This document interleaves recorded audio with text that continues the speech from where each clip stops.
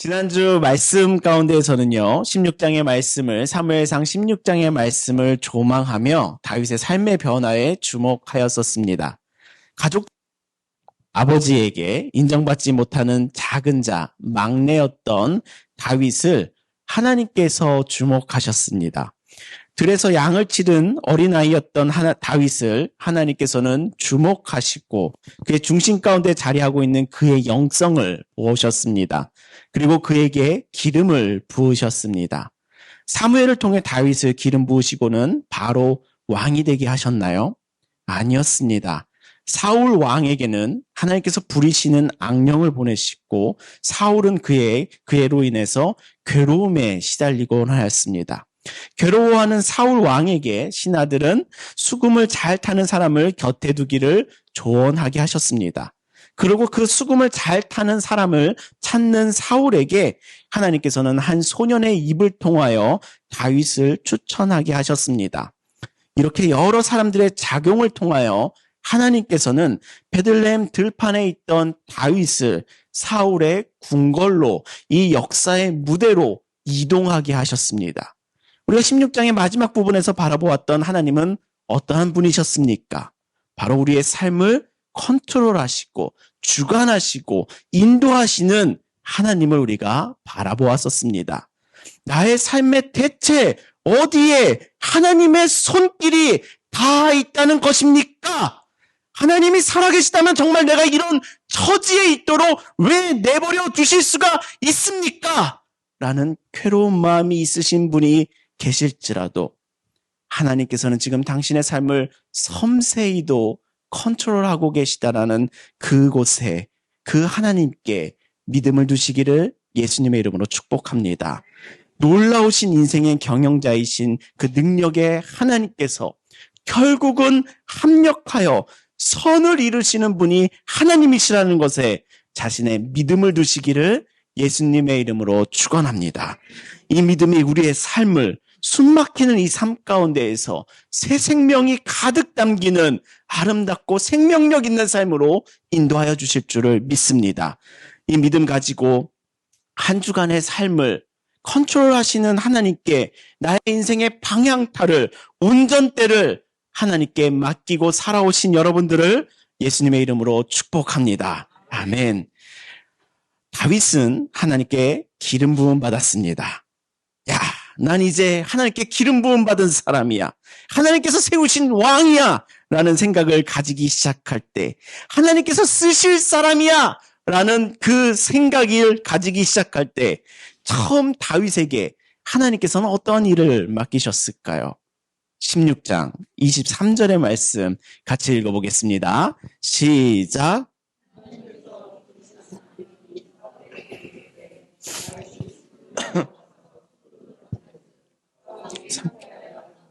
악령이 그에게서 떠나더라. 이 말씀을 보면요, 다윗이 기름 부음을 받고 가장 먼저 부여받은 일이 무엇이라고 성경이 증언하고 있습니까? 사울 왕을 위하여 수금을 타는 일이랍니다. 악기 연주를 하라고 하십니다. 내가 이러려고 기름 부음 받았나? 내가 진짜 왕 될 사람인가? 하나님께서 나에게 기름 부으신 게 맞나요? 라고 물을 만한 상황이지요. 다윗에게 이런 마음이 있었을지는 모르겠습니다. 그러나 현대를 살아가는 우리라면 교회에서 듣게 되는 수많은 피드백을 통해 이런 교인들의 캐릭터를 상상해 보면 지금 이 상황 가운데 놓여 있다면 이런 생각을 가지실 거라고 추측이 됩니다. 내가 수금이나 타고 있다니 오늘까지만 하자, 이번 주까지만 하자 라며 힘들어하는 마음을 가지고 있을 것이랍니다. 그러나 하나님께서는 다윗에게 기름 부으시고 즉 안수하시고 바로 그 직분에 맞는 사역을 요구하지 아니하셨습니다. 오히려 그 직분에 맞는 사역을 할 수 있도록 훈련시키고 이끄시지요. 그래서 하나님께서 다윗에게 지금 요구하고 계시는 그 기름 부음 받은 자의 삶의 태도는 사울 왕을 섬기는 일이었습니다. 다윗이 왕의 자리로 가는데 첫 번째로 하나님께 받은 사명이 있다면 섬기는 일이었습니다. 그리고 그 사명에 해당하는 사역은 사울 왕을 위하여 수금을 타는 일이었습니다. 이런 하나님의 모습이 누군가에게는 이상한 신이네 라는 생각이 드실 수도 있겠습니다. 인간의 바램을 들어주는 것이 신이라면, 인간의 욕망에 응답하는 것이 신이라면 다윗을 고생 없이 왕이 되게 해야 할 사람이 바라는 것이 바로 이러한 신이지요. 그런데 이러한 하나님의 모습과 다윗의 삶에서 이 성경이 증언하고 있는 이 모습을 통해서 우리는 또한 예수님의 모습을 보게 됩니다. 예수님께서는 이 땅 가운데 왕으로서 오셨습니다. 가장 연약한 아이의 모습으로 이 땅 가운데 오셨습니다. 이 땅 가운데서 자라시며 사역하시며 인생의 고단함을 함께 겪으셨습니다. 사람들에게 환대도 받으셨지만 결국은 콩고물을 원하는 무리에 지나지 않았음도 그 배신감도 경험하였습니다. 사람들에게 멸시와 천대와 거부도 받으셨습니다. 그러면서도 자신의 삶에 대해서 우리 예수님께서는 무엇이라고 말씀하셨습니까? 마태복음 20장에 내가 섬기려 이 땅에 왔다 라고 말씀하셨습니다. 예수님의 삶은 세상의 왕과는 다른 하나님 나라의 섬기는 왕이셨습니다. 이 섬기는 왕의 모습이 지금 다윗에게 담겨 있는 것이랍니다. 또한 예수님께서 이런 모습도 있으셨지요. 예수님께서는 귀신에 들려 무질서해진 영혼들에게 영혼의 질서를 다시 잡아주시고 어둠을 내치시며 빛이 되어주셨습니다. 다윗의 삶도 이런 예수님의 삶과도 동일하게 악령에 시달리며 영혼의 질서가 무너져서 괴로워하는 사울에게 그 영혼의 질서를 다시 잡아주시며 평안을 선물하는 사역을 하고 있습니다. 이 모습은 너무나도 예수님과 닮은 삶이지요.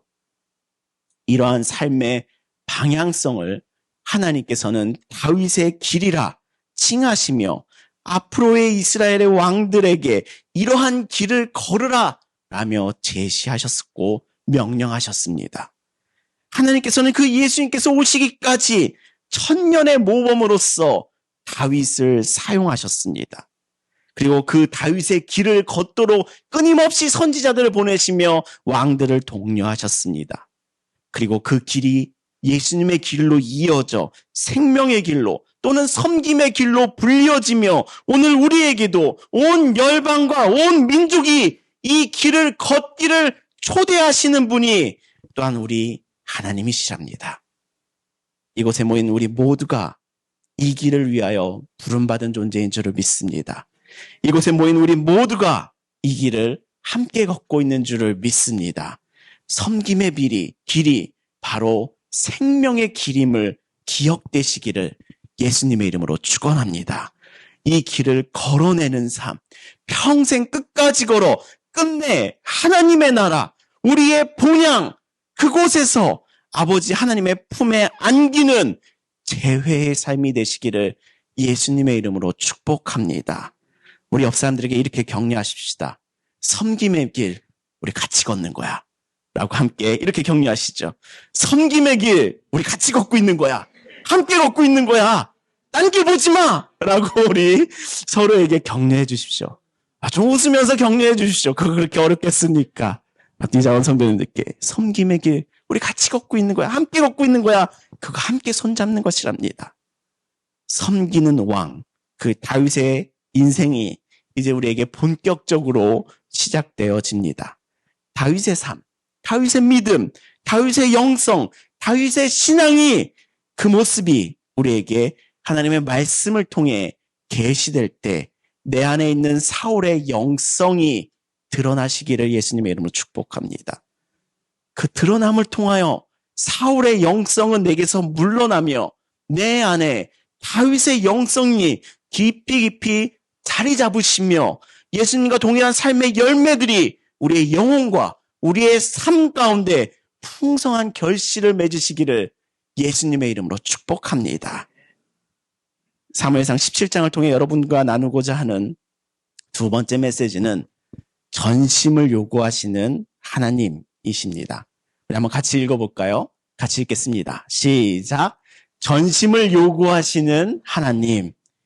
17장에서부터는 새로운 이야기가 시작되는데요. 이스라엘 가운데 큰 전쟁이 났습니다. 우리 1절에서 3절의 말씀 같이 한 목소리로 읽어보겠습니다. 시작.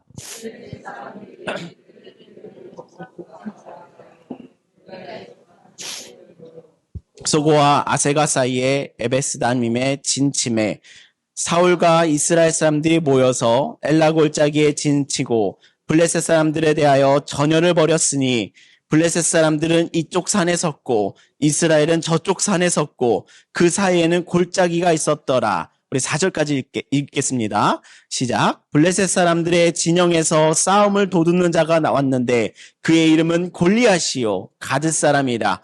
그의 키는 6규빗 한 뼘이요. 우리가 여기까지 읽었습니다. 이스라엘과 어디에 군대가 지금 전투를 준비하고 있습니까? 블레셋 사람과의 전투를 지금 준비하고 있습니다. 블레셋 사람 중에는 싸움을 도두는 자가 나타났는데 이 사람의 이름은 전 세계인이 다 안다고 하여도 무방합니다. 굉장히 키가 크고 덩치가 크며 무서운 이미지를 가진 사람, 그가 누구입니까? 골리앗이랍니다. 골리앗이 나와서 이스라엘을 비방합니다. 나와 겨루어보자. 나를 이기면 우리가 너희의 종이 되겠다. 나를 이길 자신 있는 놈은 있으면 나와보라 하며 이스라엘과 하나님을 모욕하고 조롱합니다. 사울이 이끄는 이스라엘은 이러한 골리앗의 등장에 어떠했을까요? 감히 저것들이 우리를 모욕해? 하나님을 모욕해? 하며 싸우려 들었을까요? 11절에서 한번 확인해 보시죠. 같이 읽겠습니다. 시작. 사울과 온 이스라엘이 블레셋 사람의 이 말을 듣고 놀라 크게 두려워하니라. 이 골리앗의 등장에 이스라엘 사람들과 사울은 블레셋을 두려워하고 떨고 있습니다. 이 장면을 잘 보시면, 그리고 성경을 조금 더 넓은 눈으로 보면요, 우리가 여호수아서를 읽을 때 여호수아의 그 정복 전쟁이 마칠 때쯤 말씀에는 이런 흔적이 남아있음을 우리는 기억해내실 수 있을 거라 생각이 됩니다. 여호수아 11장에 보면요, 가드와 가사와 아스도덴만 남았더라 라는 말씀이 남아있습니다. 하나님께서는 가나안 땅에 들어가면서 모든 가나안 땅의 모든 민족을 진멸하라 하셨습니다. 그러나 해변의 작은 도시 3곳을 남겨두게 되는데요. 그러면서 괜찮다라고 생각하게 되는데요. 이 정도 남겨두는 거는 괜찮겠지라고 이스라엘 백성들이 그랬었는데요. 세상의 논리에 따라 칼과 창과 단창의 논리로는 가드, 가사, 아스돗은 언제든지 점령할 수 있는 약한 성으로 보였습니다. 그러니 이 정도는 남겨두면 괜찮겠지. 하나님께서 진멸하라 말씀하셔서도 이 정도는 괜찮겠지 하며 남겨두었습니다. 그러나 그때 남겨둔 가드, 가사, 아스돗은 점차 계속해서 이스라엘에게는 장애물이 되는데요. 사사시대의 삼손을 미인계로 무너뜨렸던 어떤 여자가 있었죠. 이름이 뭔가요? 들릴라입니다. 그 들릴라의 출신지가 어디였는지 기억나실까요? 바로 가사 출신이었습니다. 또한 하나님의 임재의 상징인 법궤를 블레셋에게 빼앗기어 아스돗으로 옮겨지는 치욕의 역사 또한 있었지요. 처음에 이 정도 작은 애들이야 괜찮겠지 했던 블레셋의 새 도시였는데요. 지금 골리앗이 어디 출신입니까? 바로 가드 출신입니다.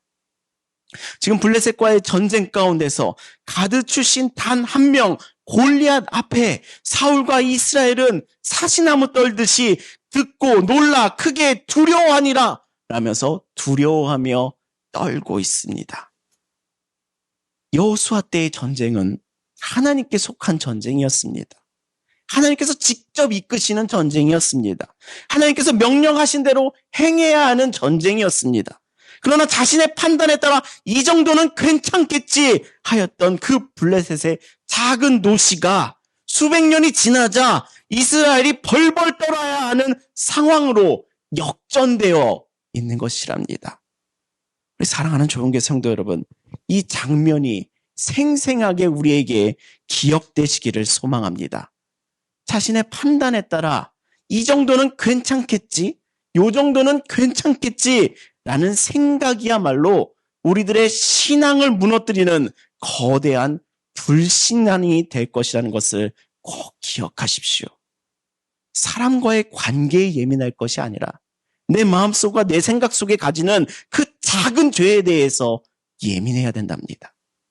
하나님께서 속하였고 하나님께서 컨트롤하시며 하나님께서 인도하시며 하나님께서 돌보시는 삶이라면 그 삶 어디에도 아주 작은 것이라도 아니라므로 이 정도는 괜찮겠지, 이 정도는 하나님의 것을 삥땅 쳐도 괜찮겠지, 이 정도는 나는 지금 어려운 상황인데 하나님께서 이해하시겠지, 하나님은 다 용서하신다며 다 용서하신다니 괜찮겠지, 괜찮아 하는 내 안의 음성을 향하여 우리는 경계하여야 될 줄 믿습니다.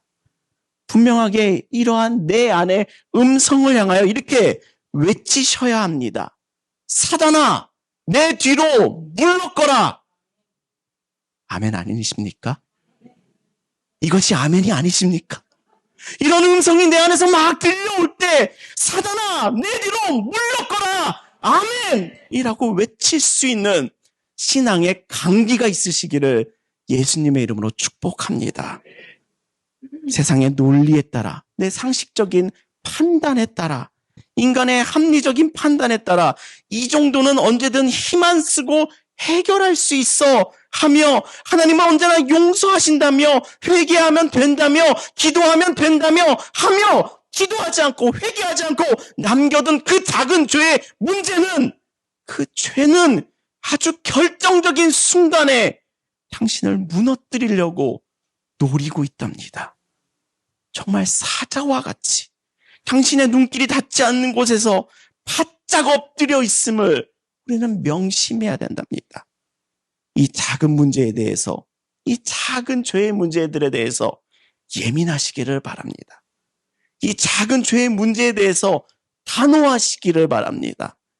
오늘의 한 모금이 10년 뒤에 알코올에 중독이 되게 하듯이 오늘의 작은 포르노 시청이 얼마 안가 포르노 중독이 되게 하듯이 오늘 잠깐 시간 내서 사적인 만남을 가졌던 것이 수년 내의 가정을 파괴하듯이 오늘 잠깐 하나님 앞에서 아니라 했던 기억도 하지 못할 그 작은 일이 어느 순간에게는 하나님에 대한 불신과 엉망이 된 자기의 내면과 영혼의 무질서함에 마주하며 절망과 불안과 괴로움의 인생이 되게 하지요.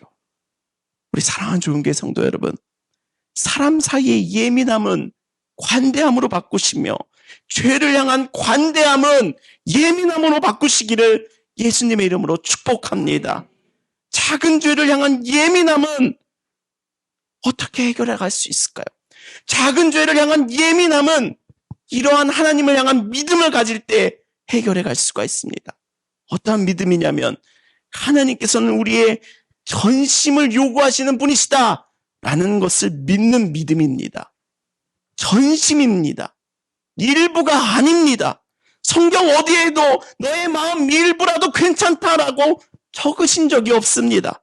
아주 조그만 죄 괜찮다 하는 것은 너의 마음의 일부만 들이라는 너의 영혼의 깊이 숨은 사단의 목소리지 말씀의 목소리는 분명히 아님을 선포하고 있습니다. 말씀의 목소리는 분명하게 전합니다.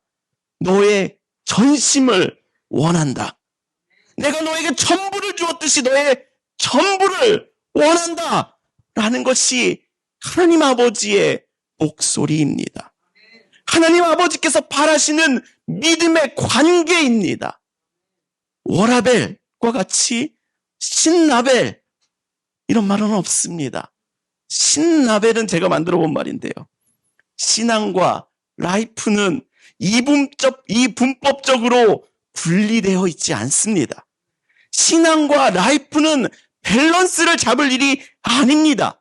신앙과 삶은 하나입니다. 뭐라고요? 하나입니다. 신앙과 삶은 둘입니까? 하나입니까? 목소리가 좀 작은 것 같습니다. 이렇게 목소리가 작아서는 오늘 다 돌아가면서 둘입니다 하면서 돌아가실 것 같습니다. 자, 신앙과 삶은 하나입니까? 둘입니까? 하나입니다. 또한 n분의 1 신앙, 그것 또한 아닙니다. 여기는 하나님, 여기는 나, 여기는 가정, 여기는 자녀, 여기는 일, 이렇게 n분의 1로 나누는 신앙, 합리적이고 상식적이며 또한 현실적이고 우리에게는 좋으나 우리에게 좋은 것이지 하나님의 말씀은 전혀 다르답니다. 하나님의 말씀이 우리에게 어떻게 말씀하고 있습니까? 너는 마음을 다하고 뜻을 다하고 힘을 다하여 네 하나님 여호와를 사랑하라. 아멘. 다라고 하셨습니다. 이 말씀이 우리의 신앙이 되기를 소망합니다.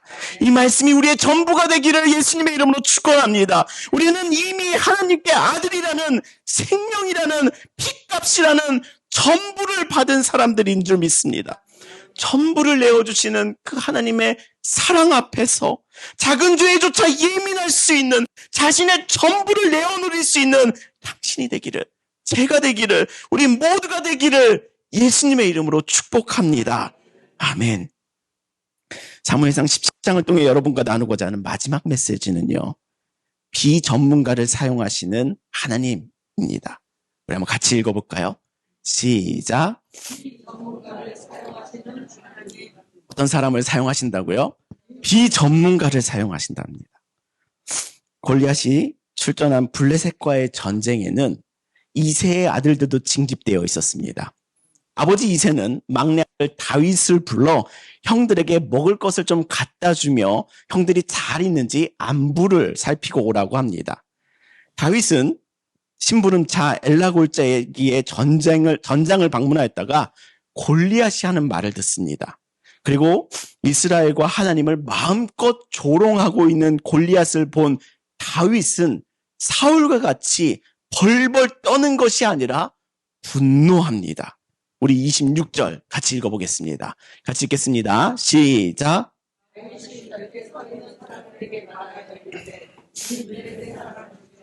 이스라엘의 치욕을 제거하는 사람에게는 어떠한 대우를 하겠느냐? 이 할례받지 않는 블레셋 사람이 누구이기에 살아계시는 하나님의 군대를 모욕하겠느냐? 이것이 다윗의 영성입니다.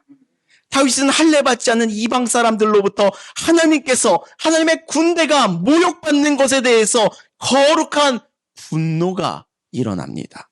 그리고 32절에 보면요, 다윗이 사울에게 말하되 그로 말미암아 사람이 낙담하지 말 것이라.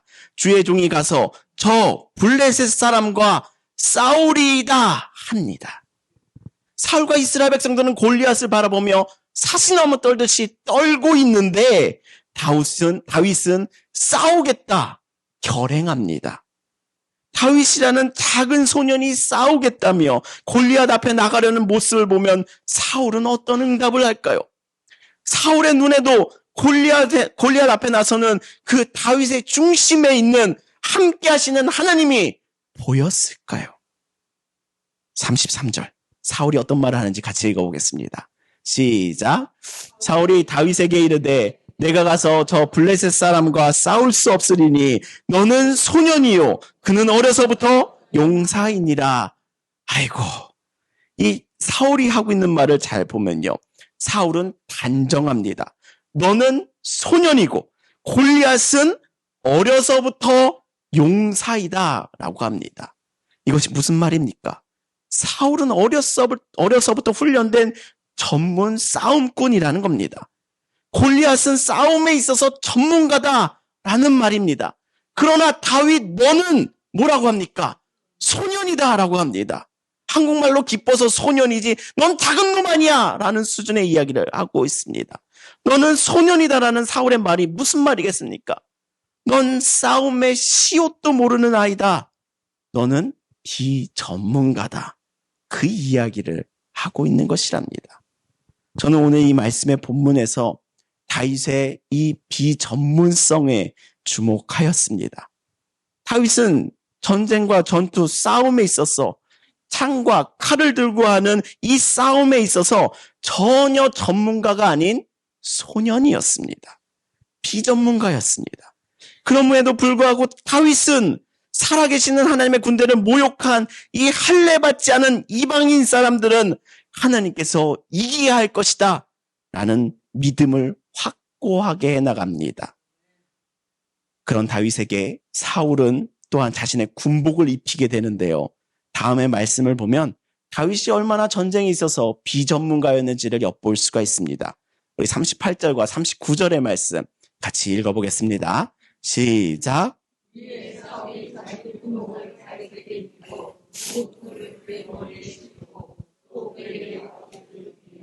다윗이 칼을 군복 위에 차고는 익숙하지 못하므로 시험적으로 걸어보다가 사울에게 말하되 익숙하지 못하니 이것을 입고 가지 못하겠나이다 하고 곧 벗고, 이 39절을 보면요, 사울에게 말하되 익숙하지 못하니 라고 다윗이 말합니다. 전쟁을 위한 갑옷이 익숙하지가 않다는 것이랍니다. 결국 다윗이 얼마나 이 전쟁에 있어서 맞지 않는 옷 같은 존재인지, 전쟁에 있어서 너무나도 비전문가라는 것을 우리에게 증언하고 있습니다. 그 누구의 눈에도 골리앗 앞에 다윗은 무모하다라는 것을 우리가 알 수가 있습니다. 근데 우리는 다윗과 골리앗의 전쟁의 결과를, 이 싸움의 결과를 모두가 알고 계시지요. 성경을 모르고 교회를 다니지 아니할지라도 많은 세속인들도 이 싸움의 결과는 다 압니다. 어찌 되었습니까? 다윗이 칼과 창 대신 들고 나간 물맷돌 하나로 그 덩치, 그 거인, 그 골리앗, 싸움의 전문가인 사울조차도 두려워했던 그 골리앗을, 이스라엘 백성들이 전부 사시나무 떨게 한 그루기에 빠지게 했던 그 골리앗을 이 한 소년, 비전문가 다윗이 대가리를 날려버립니다. 여러분, 다윗이 골리앗과 싸워서 이길 수 있었던 비결이 무엇이라고 생각하십니까? 어릴 적부터 들에서 양을 치며 물맷돌을 이용하여 곰을 때려잡던 어린 시절의 경험 때문이었을까요? 물론 높은 가능성이 있습니다.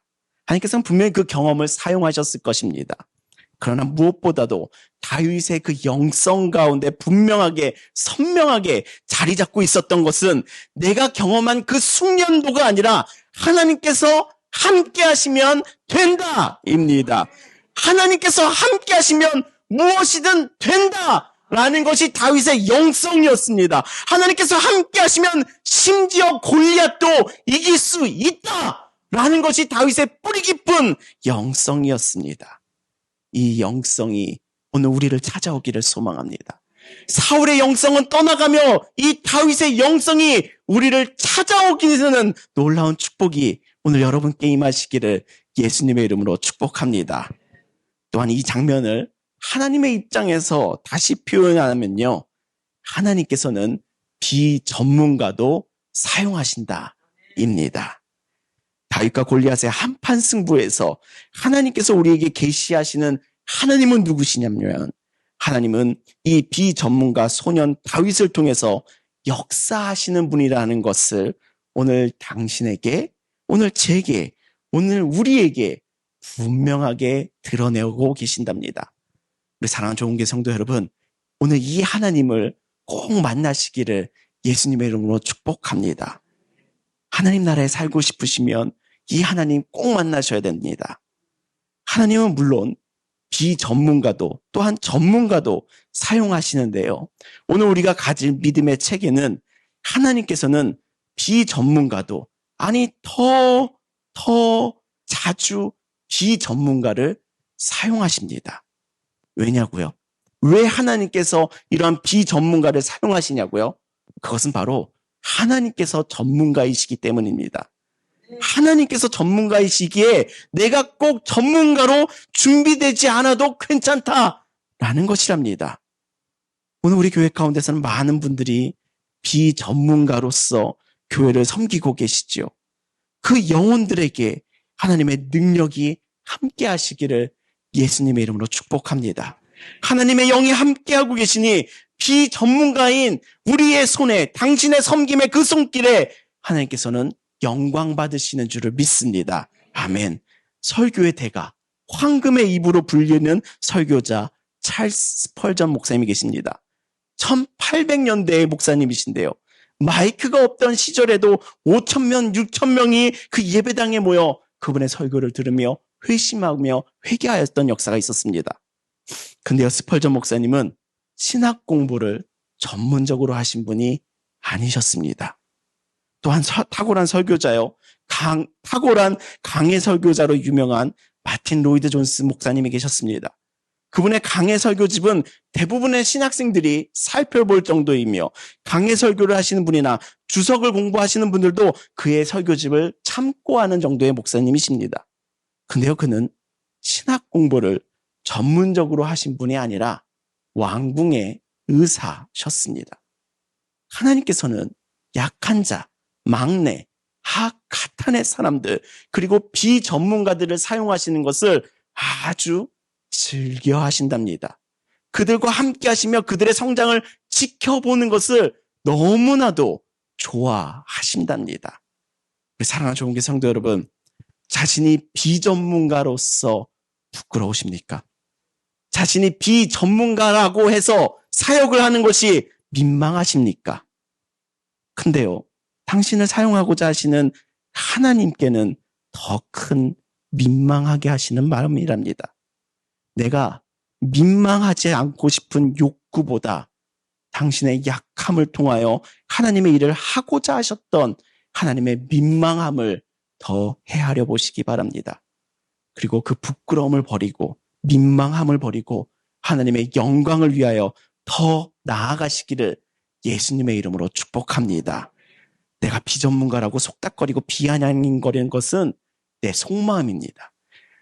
내가 비전문가라고 속닥거리고 비아냥거리는 것은 사실 우리의 옆 사람이랍니다. 교인들일 뿐입니다. 하나님은 그 마음과 수고를 영광스럽게 받으시는 분이시랍니다. 만물이 다 하나님께로부터 나왔습니다. 모든 것의 주인이 하나님이시랍니다. 그렇게 전문가라고 하나님 앞에 교만할 것이 없이 겸손해야 하며 비전문가라고 하여 하나님 앞에 부끄러워 숨지 않아도 됩니다. 어차피 모든 것이 다 하나님께로부터 나왔습니다.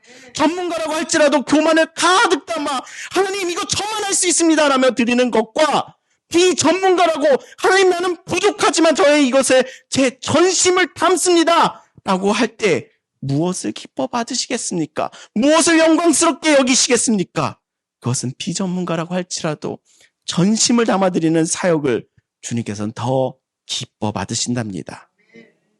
이곳에 계신 분의 사례를 들어 참 죄송합니다만 그동안 우리 수요 예배를 드럼을 섬겨주신 이땡땡 장로님께서는 드럼 전문가가 아니셨습니다. 드럼 할 사람이 교회에 없다고 하길래 학원 가서 배워서 치셨다고 하더라고요. 전문가의 귀에는 분명히 문제가 있겠지요. 당연히 있겠지요. 근데 하나님께 그것이 무슨 상관이겠습니까? 하나님은 그것을 받으시는 분이 아니시지요. 예배의 목적은 내 전문 분야의 결과물을 하나님께 드리는 것이 아니라 예배의 목적은 하나님께 우리의 전심의 마음을 드리는 것이지요. 마음을 다 쓰는 비전문가의 예배는 하나님께서 받으시며 기뻐하실 확률이 100%인 줄 믿습니다. 물론 예배를 향한 전문가의 태도와 마음이 요구되는 것은 우리에게 부담이 되는 것이 맞습니다. 그렇지만 하나님께서는 그 비전문가들이 가지는 수고를, 그 땀을 사랑하시는 분이시랍니다. 어떤 분은 악기를 다루기 위하여 학원에 다니고 잘하는 사람들의 영상을 보며 들으며 카피하며 연습하고 연습합니다. 교회에서 드럼을 담당하던 동땡땡 청년도 어느 정도 잘하는 수준이면서도 예배를 섬기기 위해서 학원에 가서 더 배우고 와서 연습하더라고요. 그 청년이 주일마다 수원에서 파주로 올라와 땡땡 집사님의 공백을 메워주며 예배를 지키는 것이 그 마음이 하나님을 예배하는 전심의 마음이라고 기억합니다.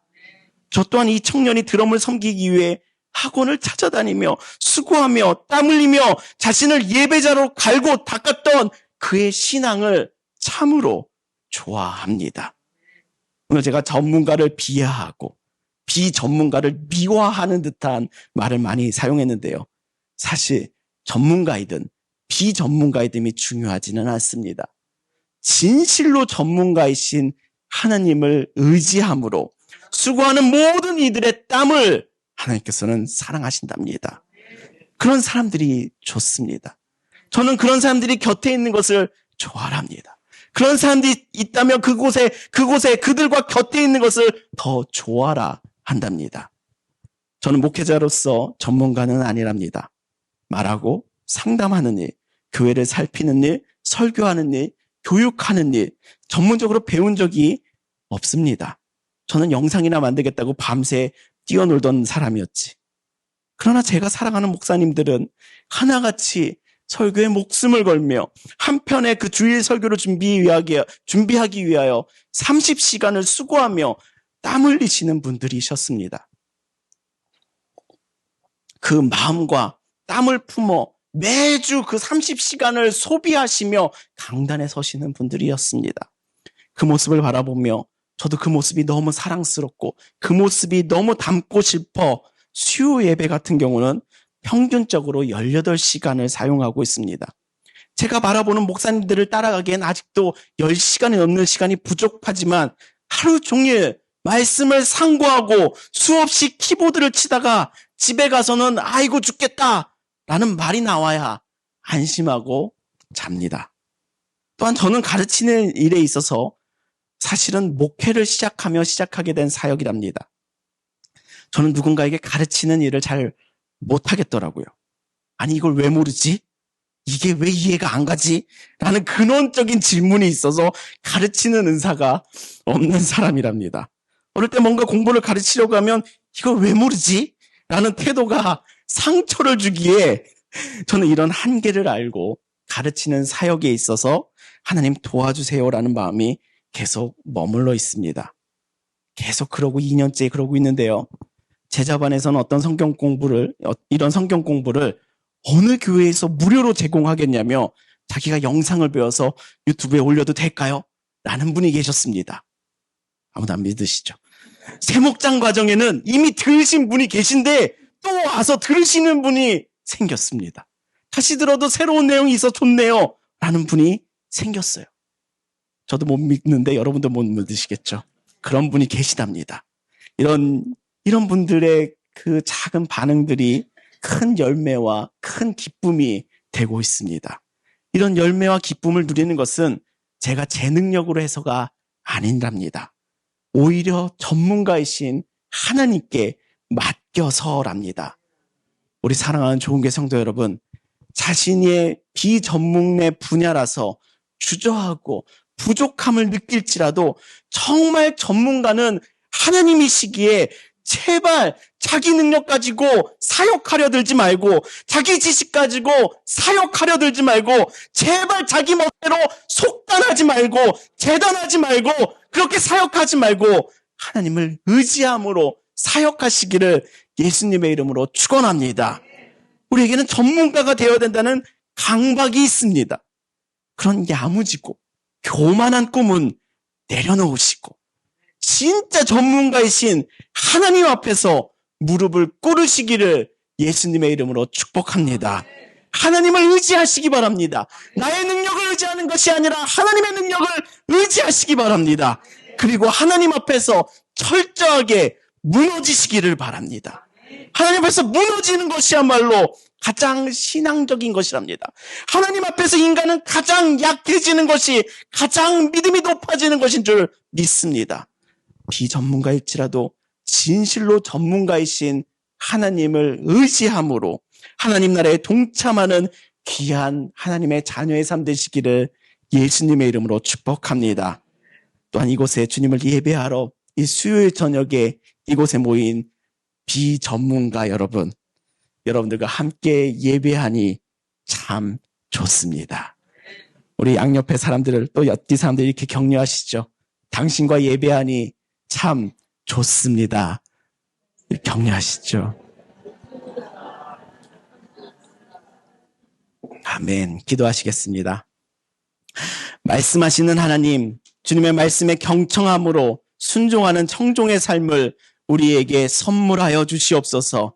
주의 말씀이 좋다 하지만 듣기에만 머물러 있지 않게 마시오며 들음으로 믿음에 이르며 믿음으로 성화의 삶을 이루어갈 수 있도록 수고의 땀을 허락하여 주시옵소서. 주님 또한 다윗의 첫 사역이 섬김의 사역이었습니다. 주님 또한 이 땅에 왕으로 오신 섬김의 왕이셨습니다. 주님이 하나님 나라의 삶이 나의 삶이 되기를 소망합니다.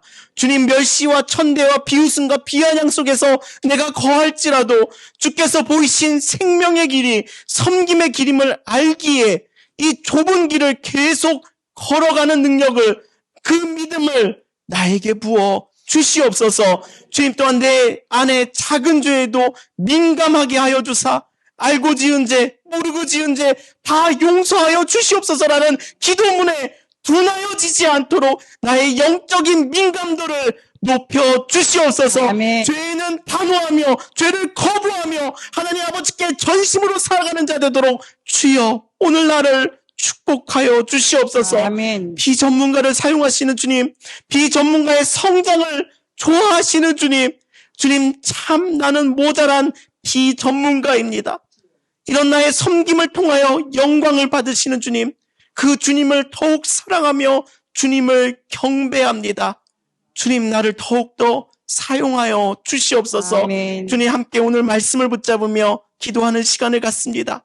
기도를 인도하시는 권사님의 인도에 성령의 기름을 부어주시오며 아멘. 이곳 가운데 성령의 역사가 임재하사 회개가 기쁨이 되게 하시오며 기도가 능력이 되게 하여 주시옵소서. 아멘. 예수 그리스도의 이름으로 기도합니다. 아멘. 아멘.